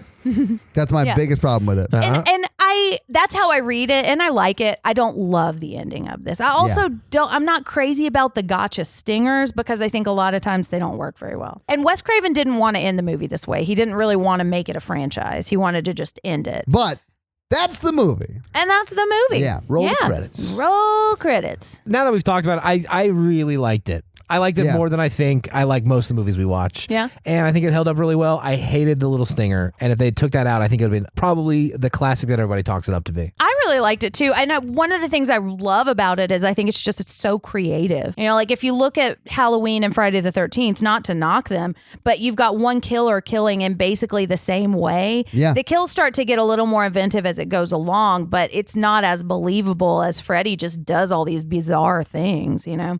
And so that's one thing I really like about it. I think the kills are really interesting, but in a way that's believable to the movie. And I like this one because Freddy's not so wisecracking. I do like these little tongue in cheek. Yeah. But he isn't like, and we have seen Freddy versus Jason. Yes. And he is very just one-liner driven there. And they start to lean into it as the series goes along. And I like how restrained it is here. I mean, he's pretty menacing, child murdery, pedophile-y in this one. And very sexual. And we see the seeds of that, but it doesn't come across as him doing his like stand-up. Yeah. He's not working on his tight five. But by movie 3, he's like, I'm too over this shit. Let's do box office. So what do you think the budget was for this movie, guys? $3 million. $2 million. You're closest, Jen. It was $1.8 million. Oh, but I went over. Yeah. So you both lose. It eventually went on to make $25.5 million. Nice. Pretty good. Really, really good money. And now, is that when it was in theaters? That number? Yeah, Okay. yeah. I'm sure it's made a lot more money than that. But when it came out originally, it did not do very well in its opening weekend. It was 10th in its opening weekend. Beaten by The Terminator, Amadeus, and another movie we've done, Silent Night, Deadly Night. Yeah, listen to that episode if boy. you want to hear Todd's heart almost explode. Oh my God, yeah. Yeah. Would you say it's a sleeper hit? Yeah, it definitely was a sleeper hit for sure.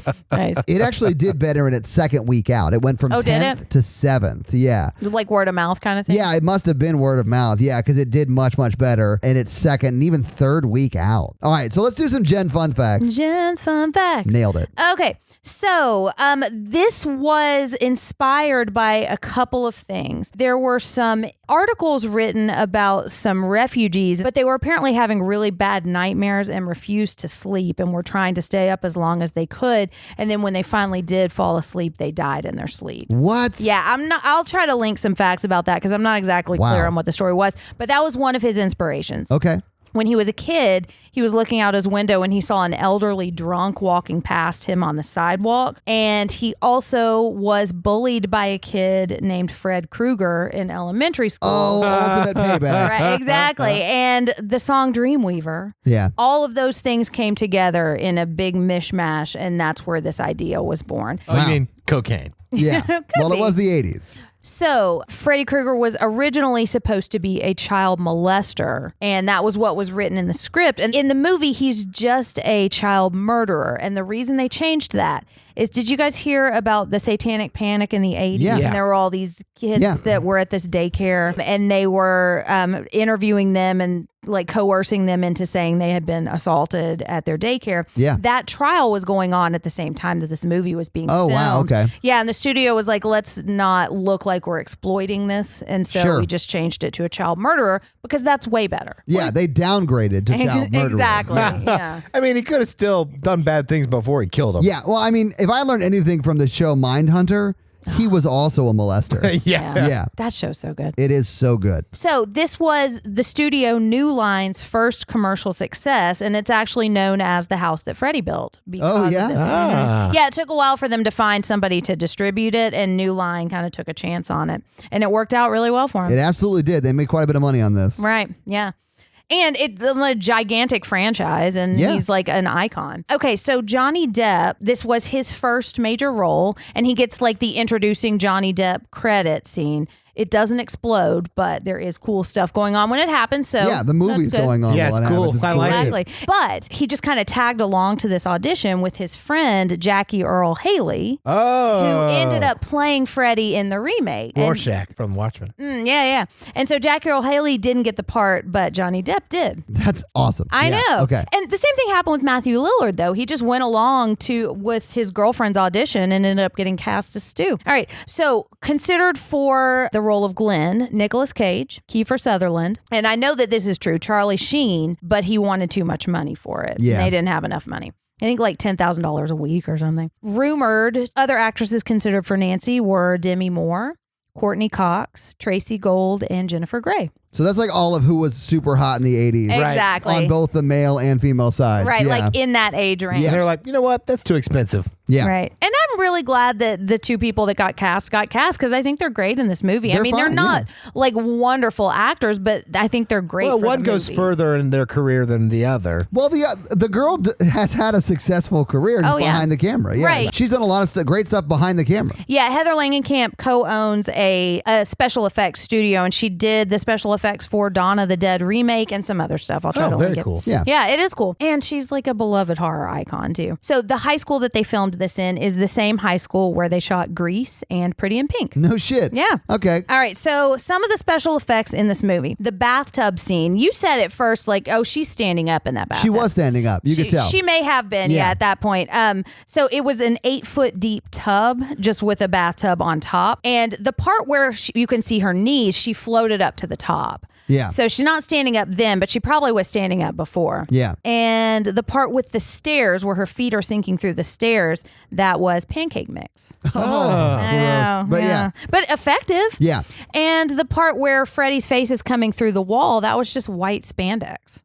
Really? Yeah, that they just picked up at a fabric store. And Awesome. I know. Isn't that great? Yeah, awesome. cool. That's Yeah. another example of practical effects really paying off. Yeah. All right. So the actor who played Rod apparently had kind of a troubled past, and he had some substance abuse issues. And he has said that he was high on heroin during the scene in the jail cell. Really? Yikes. So Freddy Krueger's makeup took 3.5 hours to put on. Every time? Yeah, every time. Jesus. And he's given interviews where he's talked about seeing Johnny Depp and Heather Langenkamp in the chairs next to him, just getting their like normal kid makeup put on, and how he was getting so angry that he would have to put all of that makeup on him, and it was so uncomfortable and painful. And that's like the anger that he used in his performance. Yeah, he was really absolutely. mad. He's like, I hate these kids. Exactly. And lots of times when you see him standing, he's standing kind of with one of his shoulders down, and that's because the glove was really heavy. Oh, yeah? Yeah. He also like kind of studied power move, like body language, and he would stand with his feet really wide a lot of times. Yeah. I've heard that Robert Englund is just the nicest person. Yeah, I've heard that too. Yeah, from Nathan. Yeah, too. Nathan said that in the interview that we did with him. Yeah. And those are my fun facts. Awesome. Thank you for your fun facts, Jen. Well, you're very welcome. So let's do that scary scale, Jen. Hey, listeners, our scary scale is a scale we use to rate how scared we were by this movie. It's not a ranking of the quality of the film.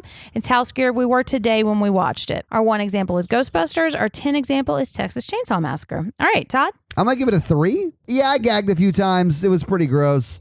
It wasn't super scary, though. Like, I do think most horror virgins can watch this and be fine. Yeah. Yeah. I think the creative element kind of takes the scare Yeah, down I think a so. little bit. Although Yeah. I will say I'm a little anxious to see what it'll be like when I try and go to sleep tonight. Oh, yeah. Because it might stick with me a little bit. You can text me. Let's do this. Aw, you should just not go to sleep. Do you have a me some Mr. caffeine Coffee pill. under your Yeah. bed? I'll So put my someone tongue give through the phone. Oh. Mikey, how do you feel about it? I'm going to give it a 2. right. Mainly because I was really worried about people's feet a lot. They were going to Yeah. either stub their toes or scrape their feet or they get mud on them and stuff. It really creeped me out. You are really concerned about people's feet. The foot fear factor is high in this Yes. movie. They're Triple F. sprinting on cement. There's ledges and stuff. Like toenails could have got ripped off. It just Yeah. really bugged me. It's a bad situation all around. I like how you said cement. I know. I liked it.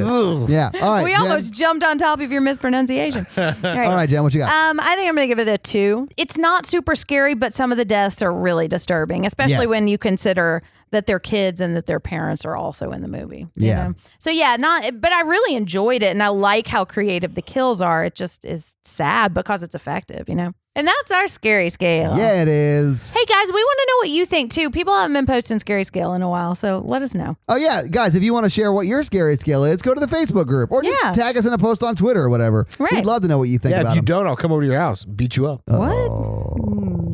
with kindness. Yeah. Hey guys, Horror Virgin Todd here, breaking in because when we recorded this episode of Nightmare on Elm Street, we did not yet know what movie was going to win our listener request for November. The theme was family horror, and you guys submitted a lot of terrifying movies for me to watch, but you guys whittled it down to Texas Chainsaw Massacre. So you guys are literally making me watch the level 10 example on our scary scale. So thanks so much, guys. So make sure you watch it as well to prepare for next week's episode. I'm going to return you now to the pod already in progress. This podcast review comes from Glow Planet. The title is, "This podcast makes me as happy as Gage flying a kite." Oh, Pet Cemetery? What? Yeah. Does he fly a kite? I don't get that. Briefly, that's what he's doing when he gets smashed with the truck. In the book? Yeah, in the original movie. Hey, look both ways, Glow Planet. All right, I'll say this. You'll read. I'll read this. And say too. Thanks for injecting some fun in my life as I navigate around and over the Nashville drivers each morning. Okay. It's Wait, even- did he just admit to running over people? yes, they did. Okay, all right. All right. He did make a Gage reference. Yeah, there you go. I love Jen Stephen King love, Oh, thanks. Mikey's humor, and Todd's terror. Thanks to Mikey's brother for letting me know about the podcast. Oh, that's Mikey's brother. Youngest brother Will, I bet. Well, awesome. Thank you so much for that 5-star review. And if you guys would like us to read your 5-star review, leave us a 5-star review. That's how that works. It's just that simple. Yeah, leave an accent. I'll do it in an accent. Bless you. Sorry. So, guys, we are a member of the Modern Horrors Podcast Network, which means if you're listening to us in their feed, you're getting the podcast on Wednesdays. But if you listen to the podcast in our feed, you'll get it 2 days earlier on Monday. But in their feed, you're also going to get Death, Dying, and Other Things, the Modern Horrors Podcast, and the lovely Final Girls. If you want to reach out to us on social, we are at Horror Virgin. Mikey is at M Randolph24. Jen is at Jen Ferratu. And I am at Todd J. Awesome. The show account is, of course, at Horror Virgin. The website is horrorvirgin.com. It's where you just can get, that simple. Yeah, where you can get the blog, you can get links to the merch store, all that kind of stuff. You can also support us on Patreon at patreon.com/horrorvirgin. If you skipped all the crazy ads at the beginning, that's what that's from. There's also a lot of other great levels there. Yeah. You can help sign up and get us new gear. We really appreciate it. But if you can't help financially support the show, just continue doing what you're doing, and that's telling your friends, family, and coworkers about the show. It's really helping. Record numbers month after month. You guys, thank you so much for that. Yes, thank you so much. So that's going to be it from us tonight, guys. We Yeah. are so sleepy. We haven't slept in 8 days. Oh, God. We're all out of Mr. Coffee machines. I'm Jen. I'm Mikey. And I'm your horror virgin, Todd, guys. Have an amazing week. Bye. Sweet dreams, guys. Oh my God, I'm so tired. I am too, man. Sleepy nerds. Sleeper. Oh, my God. I wonder if Tina fucked that goat.